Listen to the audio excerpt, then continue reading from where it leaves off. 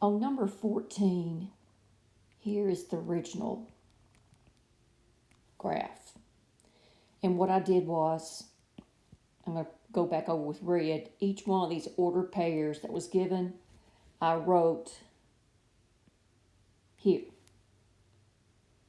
And we're asked to find that, f of 1/4 x. And if you look at your e-text on page, let me see, page 3-49, there's a box that says horizontal stretches and compressions of functions.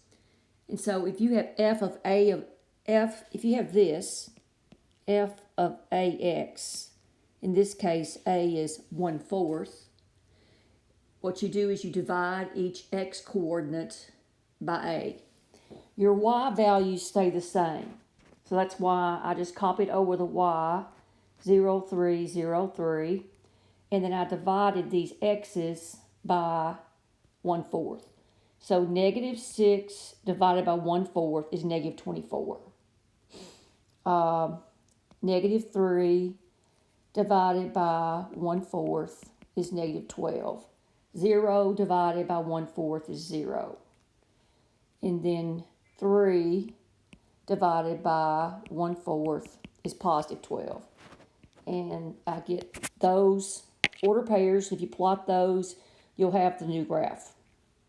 On number 21, you have two things to do. You want to do this shifting first, horizontal shift first, and then next you want to do a vertical shift. This horizontal shift, x plus 2, says you move your graph 2 places to the left. Okay? So on number 21, I wrote down, these are the original order pairs that were given on the graph. I didn't write the graph on this one. Let's shift it 2 places to the left, so you need to subtract 2 from all your x values. Your y values do not change, 0, 4, 0, 4. -8 minus 2 is -10. -4 minus 2 is -6. 0 minus 2 is -2. 4 minus 2 is 2. Now all I've done is that horizontal shift to the left. Now let's pick the graph up and move it 5 units straight up.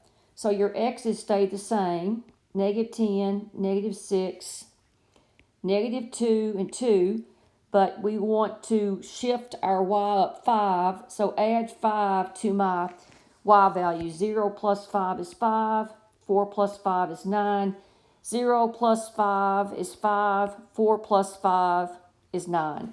And if you plot these order pairs, you'll have your new graph.